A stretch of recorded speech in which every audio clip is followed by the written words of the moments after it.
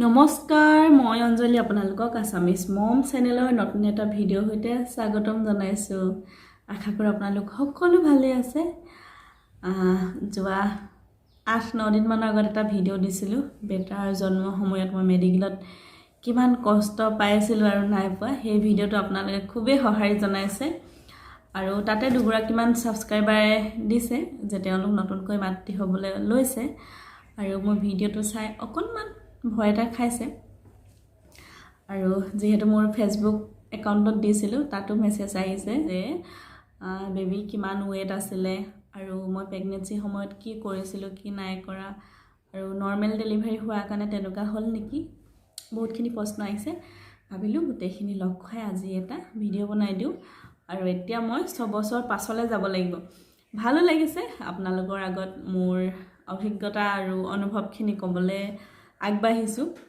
আহক তেনেহলে ভিডিঅ'টো আৰম্ভ কৰি দিও মোৰ বেবি 14 চনৰ মে মাহত লাষ্টলৈ হৈছিল তাৰ পাছত মই বেবি হোৱা যেটা জানিব পাৰিছো বেবি হৈছে বুলি তেতিয়া মই লগত ডক্টৰৰ ওচৰলৈ আহিছো আমাৰ ধেমাজিতে ডক্টৰক দেখাই মেলি গোটেইখিনি কথা পাতি মেলি ধুনীয়াকৈ গৈছো আৰু আপোনালোকেও যদি ডক্টৰক দেখা নাই মানে এতিয়ালকে দেখুৱা নাই দেখাই লব ডক্টৰক দেখাটো খুবেই বেছি প্ৰয়োজন মোৰ বেবি যেতিয়া হৈছিল মই 5 মাহ দিন মানে হেৰি খাব পৰা নাছিলো তেল মছলা খাব পৰা নাছিলো আৰু গোন্ধ লব পৰা নাছিলো যেটো কাৰণে মোৰ খুব বমি হৈছিল 5 মাহটো মই অকল দালি বইল খাইছিলো নিমখ অকল নিমখটোহে দিও দালিটোত তাৰ পিছত নেমু চেপি খাও তেতিয়া সেই কিবা খাবলৈ ভাল লাগিছিল অকনমান কেঁচা জলকীয়া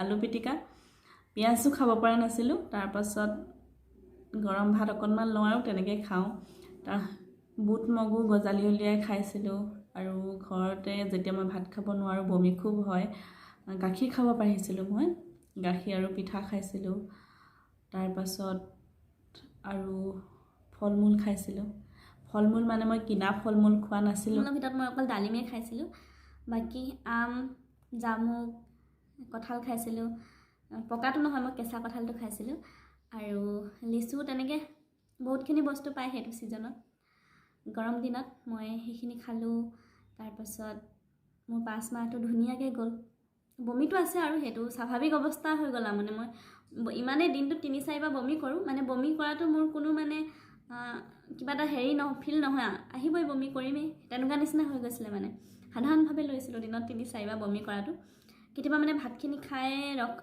মানে এনেকৈ যাবলগীয়া হয় আৰু বমি কৰিবলৈ পুৰা ঘলঘলকৈ ওলাই যায় এতিয়া ক'বলৈ বেয়া লাগিছে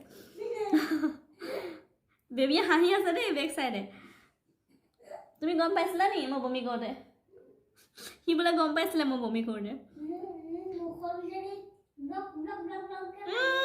নো বেবি তাৰ পাছত খোৱা বোৱাটো যেতিয়া আপুনি ডক্টৰৰ ওচৰলৈ যাব তেতিয়া ডক্টৰে হয়তো ক'বই আপোনাক যে অমিতাটো 3 মাহ মান নাখাবৰ কাৰণে অমিতাটো নাখাবৰ কাৰণে নহয় অমিতাটো খাবলৈ কয় কিন্তু সেই কিবা এটা খাৰ নিচিনা বস্তু থাকে নি যেটো কাৰণে অমিতাটো অকনমান মোক কৈছিলে মানে অমিতাটো 2-3 মাহ মান নাখাবা বুলি তাৰ পাছত খাব পাৰি আৰু বাকলি আৰু গুটিখিনি ধুনীয়াকৈ সফা কৰি ল'ব কৈছিলে তাৰ পিছত খাৰ নাখাব কৈছিলে মানে কমকৈ খাব কৈছিলে যদি খায় আৰু আনাৰস নাখাব কৈছিলে যেটো সুকা বস্তু হয় মই 3-4 মাহ মান নাখালো বাৰু আনাৰস সকলো শাৰীৰিক গঠন বেলেগ হয় হেতু সময়ত লক্ষণ বেলেগ হয় কিছুমানে প্ৰবলেম পায় কিছুমানে নাপায় কিছুমানে বহুত বেছি প্ৰবলেম হয় মোৰটো প্ৰবলেম নাই বুলিও ধৰিব নোৱাৰি আছে বুলিও ধৰিব নোৱাৰি মানে অকল 5 মাহটো হে বমিয়ে কৰি থাকিলো খোৱা বোৱা ভালকে কৰিব নোৱাৰাৰ কাৰণে দুৰ্বল হৈ গৈছিলো যিমান ভালকে বস্তু খালেও অলপ পিছতে ধৰিলক বমি কৰি উলিয়াই দিও তাৰপৰ কিছুমানে সব খাব পাৰে সবে বস্তু খাব পাৰে একো খাব নোৱাৰা বস্তু নাথাকে মানে আৰু কিছুমানৰ প্ৰেগনেন্সি টাইমত টেঙা খায় খুব মই উল্টা আছিলো মই মিঠা খাইছিলো মইতো ৰসগোল্লা 4-5টাকে খাব পাৰিছিলো তাৰ পাছত যেতিয়া 5 মাহ হৈ গ'ল পঞ্চমীত খোৱা পাছত মই মা মছলা আদা নহৰু সব খাব পৰা হলো গোন্ধ ল'ব পৰা হলো আৰু এটা কথা মই 5 মাহলৈকে মাছ মাংস খাব পৰা নাছিলো আৰু মাছ এটাই খাইছিলোঁ, মানে সৰু মাছটো মায়ে পাতত দি দিয়ে, নহ'লে বা মাছ টেঙা বইল বনাই দিয়ে। মাছ টেঙা বইল বনাই মান ধনিয়া পাত খাব পাৰিছিলোঁ, মান ধনিয়া পাত দি দিয়ে, খুব ধুনীয়াকৈ খাইছিলোঁ। এতিয়া মানে সোৱাদটো আহি গৈছে মুখলৈ। খুদ চাউলৰ লগত টেঙা দি পিনে মাছ বনাই বইলকৈ বনাই সেইটো খাইছিলোঁ। তাৰপাছত পঞ্চমীত খোৱাৰ পিছৰ পৰা সেই খাব পৰা হ'লোঁ গোটেইখিনি, মাছ মাংস চব খাব পাৰোঁ, একো গোন্ধ নাপাওঁ। কিন্তু মোৰ মানে লেট্ৰিন হৈছিলে, দিনত 2বাৰ 3বাৰকৈ লেট্ৰিন কৰোঁ। মই ভাবিছোঁ যিহেতু 5 মাহ দিন মই খুব কম বস্তু খাই থাকিলোঁ, তাৰপিছতে মছলা চছলা খাই দিয়াৰ কাৰণে চাগে, অকণমান তেল মছলা খোৱাৰ কাৰণে চাগে লেট্ৰিন হৈছিলে। ইমান অসুবিধা নাপালোঁ বাৰু, মই নিজেই মানে কণ্ট্ৰল কৰি মা মছলাটো কম কৰি দিলোঁ। তাৰপাছত বহুতৰ ক্ষেত্ৰত মানে বেবী হাৰ্টবিট বোলে বহুত মানে দেৰিকৈ হয়, কিবা হয় বুলি কয়। কিন্তু মোৰ ক্ষেত্ৰত পঞ্চমীত খোৱা আগদিনাখনেই 5 মাহত সোমাবলৈ লওঁতেই মোৰ হাৰ্টবিট গম পাইছিলোঁ। আৰু মানে ৰাতি শুই থাকোঁতে গম পাইছোঁ। ইমান ধুনীয়া এটা অনুভৱ নহয়, ধৰি লওক তাৰ আগৰ কিমাহ বেবী আছে বুলি গম পাইছোঁ।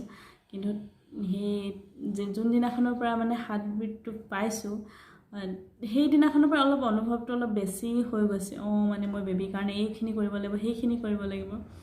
এগৰাকী মাতৃৰ সেই ভাৱবিলাক আহে। এটা কথাই কওঁ, ভগৱানক প্ৰাৰ্থনা কৰিছিলোঁ বুলি ক'ব পাৰি। ধৰি লওক মোক ছোৱালীহে দৰকাৰ হৈছিলে, কিন্তু ভুলতে ল'ৰা হ'ল। আৰু গধূলি শুব সময়ত সদায় মানে এটা প্ৰাৰ্থনা কৰোঁ, যাতে কাইলৈৰ দিনটো ভালকৈ, আজিৰ দিনটো যেনেকৈ পাৰ কৰিলোঁ কাইলৈ দিনটো যাতে তেনেকৈ পাৰ কৰিব পাৰোঁ ভালকৈ। সেইটো বহুত বেছি বিচৰা নাছিলোঁ মই, অকল বিচাৰিছিলোঁ যে বেবী মোৰ গৰ্ভত ধুনীয়াকৈ থাকক, আৰু মানে একো যাতে মানে বেয়া কিবা এটা নহয় তেনেকৈ বুলি সদায় বেয়াটো মানে মনলৈ অনাই নাছিলোঁ। এইটোৱে ভাবিছিলোঁ যে আজি যেনেকৈ আছোঁ কাইলৈৰ দিনটো তেনেকৈ পাৰ হৈ গ'লেই মই সুখী হ'ম। ভগৱানক মই অকল সেইটোৱে প্ৰাৰ্থনা কৰিছিলোঁ, আৰু তেনেকৈ সকলোখিনি হৈ গ'ল আমাৰ। 7 মাহত তেতিয়া মানে ধৰি লওক ঠাণ্ডা দিন, বেবী মাঘৰ লাষ্টত জন্ম হৈছে অসমীয়া, আৰু ফেব্ৰুৱাৰী 9 তাৰিখে। তেতিয়া মানে এদিন ৰাতিপুৱা গা চা ধুই অহাৰ পিছত বেবী মানে ঘূৰোঁতে পেটত লাগি ধৰিছিলে বুলি ভাবিছোঁ মই, কাৰণ খুব বিষ হৈছিলে। মই মানে এনেকৈ ফিট হ'ব পৰা নাছিলোঁ। মই কোচ খাই পিনে বিচনাত গৈ শুই দিছিলোঁ। তাৰপিছত ডক্টৰ নিব লৈছিলে, কিন্তু ছাৰে ক'লে মানে যে অকণমান লাহেকৈ শুবলৈ দি, গৰম হ'বলৈ মানে গাটো গৰম হ'বলৈ দি অকণমান মানে কিবা এটা খুৱাই দিলে ভাল হ'ব বুলি কৈছিলে। আৰু সেনেকৈ 2 ঘণ্টামান বিষ হ'ল। তাৰপিছত মই অকণমান টোপনি গ'লোঁ, নিজে নিজে সকলোবোৰ ভাল হৈ আহিলে। সেইটো প্ৰব্লেম পাইছিলোঁ। তাৰপাছত আৰু এই 7 মাহমানৰ পাছত মোৰ টোপনিটো খুব কম হৈ আহিছিলে, টোপনি ধৰে। কিন্তু বেবী মানে ইমানেই খেলিছিলে নহয়, যিটো কাৰণে মই টোপনি যাব পৰা নাছিলোঁ। তেতিয়া অকণমান দুৰ্বলতা আহিছিলে, যদিও দিনত শুইছিলোঁ আৰু তেতিয়া ভালকৈ খোৱা বোৱা কৰিব পাৰিছিলোঁ। তাৰপাছত বেবী জন্ম হোৱা আগদিনা মই চেকআপত আহিছিলোঁ। 8 তাৰিখৰ দিনা ৰাতিপুৱা মই চেকআপত আহি গৈছোঁ, কিন্তু ছাৰে গম নাপালে বেবী জন্ম হ'ব বুলি। তাৰপাছৰৰ কাহিনীটো সেই গম পায়েই নহয়।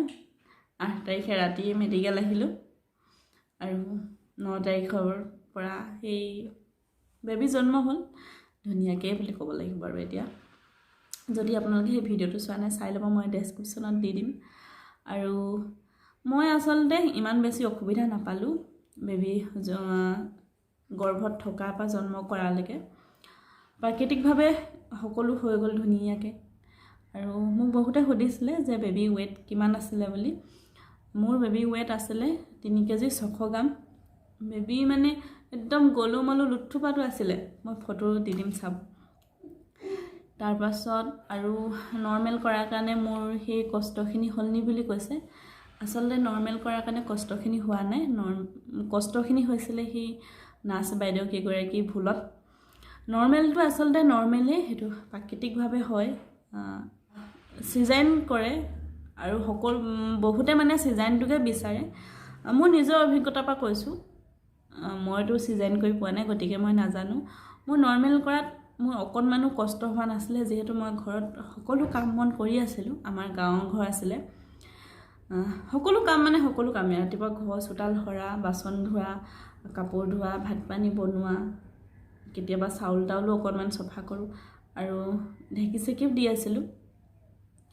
বহুতে কয় যে নৰ্মেলকৈ কৰিবলৈ ভয় লাগে বা কিবা, মোৰ মাজত সেই ভয় ভাৱটো নাছিলে, যিহেতু মোৰ ছাৰে কৈছিলে যে নৰ্মেল কৰিব পাৰিবি, ধুনীয়াকৈ নৰ্মেল হ'ব, বেবী ভালকৈ আছে। গতিকে মই মানে নৰ্মেলটোৱে ভাবি ল'লোঁ আৰু সেইমতে নৰ্মেলেই হ'ল। চিজাৰিনটো বহুতৰ মতে সহজ হয় আৰু বহুতৰ মতে পাছলৈ কষ্ট খাই থাকে বুলি কয়। সেইটোত মই নাজানো বাৰু কি কথা। আপোনালোকৰ নিজৰ ডক্টৰক দেখাই ল'ব আৰু ছাৰে যেনেকৈ কয় আপোনালোকে তেনেকৈ কৰিব, কাৰণ সকলোৱে বেবী থকাৰ পজিশ্যনটো বেলেগ বেলেগ হয়, কাৰোবাৰ অকণমান খেলি মেলিকৈও থাকে। তেতিয়া চিজাৰিন কৰি দিলে ইমান কষ্ট নহয় আৰু বেবীও কষ্ট নহয়, মাকৰো কষ্ট নহয়। গৰ্ভাৱস্থাত বহুতখিনি প্ৰব্লেম হয় এগৰাকী মানে মহিলাৰ। মোৰ নিজৰ লগত হৈছে সেইকেইটা প্ৰব্লেম, বেলেগৰ লগত হৈছে নাই নাজানো। খুব চুলি সৰিছিলে, তাৰপিছত আৰু মই বহুত শকত হৈ গৈছিলোঁ। মানে কমকৈ খোৱা বা বেছিকৈ খোৱাৰ লগত কথা নাছিলে, মইতো তেতিয়া বমিয়ে কৰি আছিলোঁ, খাব নোৱাৰিছিলোঁ। তেতিয়া মই খুব মানে শকত হৈ গৈছিলোঁ আৰু স্তনৰ মানে বিষ হয়, নিপুলবিলাক খুব বিষ হৈছিলে, কামুৰিছিলে। তাৰপাছতে আৰু প্ৰাইভেট পাৰ্টত মানে খজুৱতি হৈছিলে। তেনেকৈ বহুতখিনি প্ৰব্লেম আহি যায়। সকলোৰে একে সমস্যা নহয়, চবৰে বেলেগ বেলেগ হয়। আৰু যেতিয়া মানে কয় আমাৰ মানুহবিলাকে, ধৰি লওক বেবী যেতিয়া চুলি ওলাই তেতিয়া পেটটো খুব খজুৱাই বুলি কয়। মোৰো খজুৱাইছিলে, কিন্তু মই মানে এনেকৈ পূৰা হাতে খজুৱাই দিয়া নাছিলোঁ, অলপ তেল লৈ পিনে লাহেকৈ কিবা এটা মোহাৰি কাপোৰ এখনে খজুৱাই দিছিলোঁ। তেনেকৈ কৰিব, তেতিয়া স্কেচবিলাক থাকি নাযায় পেটত, নহ'লে দেখিবলৈ খুব বেয়া হৈ যায় বেবী জন্ম হোৱাৰ পাছত। আৰু কিছুমানৰ ক্ষেত্ৰত সাৱধানতা ল'বলগীয়া থাকে। 1 পৰা 3 মাহৰ ভিতৰত কিছুমান প্ৰেগনেঞ্চি টাইমত ৰক্তপাত হয়, মানে অকণমান ব্লিডিং হয়। সেইটো স্বাভাৱিক, কেতিয়াবা অকণমান হৈ যায়, সেইটো ভয় কৰিবলগীয়া নাই। যদিও আপোনালোকে ডক্টৰক দেখাই ল'ব যদি তেনেকুৱা হয়। আৰু বহুতখিনি সতৰ্কতা ল'ব লগা থাকে। সেয়া হৈছে আপোনাৰ যেতিয়া মানে প্ৰেগনেঞ্চি হৈ থাকে, তেতিয়া আপোনালোকে ধৰি লওক বহুত গধুৰ বস্তু দঙা মেলা নকৰিব। তাৰপাছতে আৰু জাৰ্ণি কৰিলে অকণমান চাই চিতি জাৰ্ণি কৰিব। কেতিয়াবা তেনেকৈও অকণমান অসুবিধা হয় মানুহৰ। আৰু সকলোৱে খোৱা খাদ্যবিলাক বেলেগ বেলেগ হয়। মই যিখিনি বস্তু খাব পাৰিছোঁ, বেলেগ কোনোবাই খাব নোৱাৰে, তেনেকুৱাই হয়। গতিকে আপুনি যিখিনি বস্তু খাব পাৰে বা খাই ভাল পায় সেই সময়টোত সেই গোটেই বস্তুখিনি খাব। লগতে পুষ্টিকৰ যিখিনি খাদ্য সেইখিনিও খাব। আৰু যিখিনি আইৰণ, ফলিক এচিড থাকে টেবলেট, সেই টেবলেটখিনি কমপ্লিট কৰিব। মই গোটেই টেবলেটখিনি খাইছিলোঁ। মই ভাত পানী খাব নোৱাৰিলেও যিখিনি টেবলেট থাকে আৰু টনিক থাকে গোটেইখিনিয়ে খাইছোঁ। নামটো এতিয়া পাহৰি থাকিলোঁ বাৰু। ভিটামিনৰ টেবলেট থাকে আৰু ফলিক এচিডৰ, আইৰণৰ তেনেকৈ থাকে। তাৰপিছতে আৰু যিখিনি ফলিক এচিড সেইখিনি খোৱাটো বাদেই, যিখিনি আপুনি ঘৰত পায় আমলখি, গাখীৰ, কণী, সেই বস্তুখিনি যদি খাব পাৰে খাব। বহুত বেছি নহয়, মানে আপোনাক যিমানটো প্ৰয়োজন সিমানটো খাব। আৰু লগতে নিজক অকণমান মানে যতন ল'ব লাগিব। লগতে এনেকুৱা নহয় যে আপোনাৰ প্ৰেগনেঞ্চি টাইমত শুই বহি আৰাম কৰি থাকিলে আপোনাৰ বেবীটো ভাল হ'ব, বা আপুনি মানে আপোনাৰ গাটো আৰাম কৰি থকা মানেই বেবীটো ভালকৈ থকা সেইটো নহয়। আপুনি যিমানেই সৰু সুৰা কাম কৰিব, খোজ কাঢ়িব, আপোনাৰ তেজটো চলাচল হ'ব, তেতিয়া বেবীটো অকণমান মানে গ্ৰ'থ হোৱাত ভাল হ'ব, সঁহাৰি জনাই সেইখিনিৰ পৰা। মই ইমান বেছি খোৱা বোৱাও কৰা নাছিলোঁ আৰু মোৰ কেয়াৰ মই সম্পূৰ্ণ নিজে ৰাখিছিলোঁ। এগৰাকী গৰ্ভৱতী মহিলাক যত্ন লোৱাটো খুবেই বেছি প্ৰয়োজন। মই সুস্থ আছিলোঁ কাৰণে মই মোৰ নিজৰ 90% মই নিজেই মানে মোক চোৱা চিতা কৰিছিলোঁ, 10%হে মোক বেলেগে চাইছিলে। তাৰপাছতে এটা কথা, মানে মানুহৰ খাদ্য প্ৰণালীৰ লগতে মানুহৰ যিটো মানসিক স্থিতিটো সেইটো খুব বেছি শক্তিশালী হ'ব লাগিব। আপুনি সৰু সৰু কথাতে যদি মনটো দুখ লগায় বা আপুনি ভাগি পৰে, তেনেকুৱা নহ'ব। প্ৰেগনেঞ্চি টাইমত আপুনি ভাল ভাল কিতাপ পঢ়ক, নহ'লে ভাল মানে যিখিনি ভাল পায়, আপুনি কিতাপ পঢ়ি ভাল পায়, কবিতা পঢ়ি ভাল পায়, বা যিকোনো আপুনি ভাল লগা কামটো কৰক। লগতে প্ৰেগনেঞ্চি টাইমত হ'বলগীয়া সুবিধা অসুবিধাখিনিৰ বিষয়ে এখন কিতাপ পায়, কিতাপখনৰ নামটো মোৰ এতিয়া মনলৈ অহা নাই সেই কিতাপখন আপোনালোকে চাব তাত আপোনালোকে বহুত কথা জানিব পাৰিব সেই কিতাপখন পঢ়িলে যে প্ৰেগনেন্সি টাইমত সঁচাকৈ কি হয় কি নহয় কোন মুহূৰ্তত মানে শৰীৰৰ গঠন বেলেগ হ'ব মানে সেই কথাখিনি আপোনালোকে বুজি পাব তাৰপিছতে মানসিকটো এইটো কাৰণে ক'লোঁ মানসিকভাৱে শক্তিশালী হ'লেহে আমি আচলতে শাৰীৰিকভাৱে শক্তিশালী হওঁ মই যেনেকৈ বেবী নৰ্মেলকৈ জন্ম দিম বুলি ভাবিলোঁ আৰু মই নৰ্মেলকৈ জন্ম হ'ল বেবী সেই মানসিক স্থিতিটো আপুনি ভালকৈ ৰাখিব লাগিব ভিডিঅ'টো ইমানতে সামৰি দিম বুলি ভাবিছোঁ আৰু যিসকলে এটা নতুনকৈ প্ৰেগনেন্সি হৈ আছে বা হ'ম বুলি ভাবিছে তেওঁলোকক মোৰ পিনৰ পৰা বহুত শুভেচ্ছা যাচিছোঁ তেওঁলোকৰ এটা ভাল অনুভৱ হওক আৰু এটা সুস্থ সন্তান জন্ম হওক লগতে